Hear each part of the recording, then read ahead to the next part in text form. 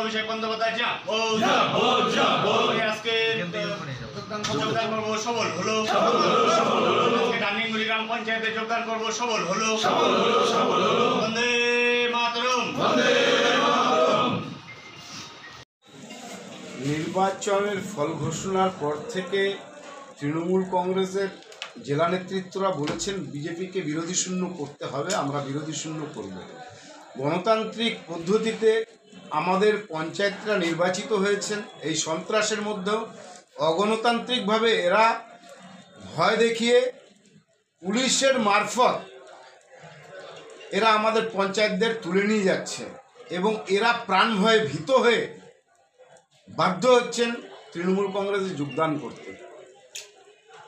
আমরা প্রয়োজন পড়লে আইনি পথে যাব, আমরা এর শেষটা দেখে ছাড়ব।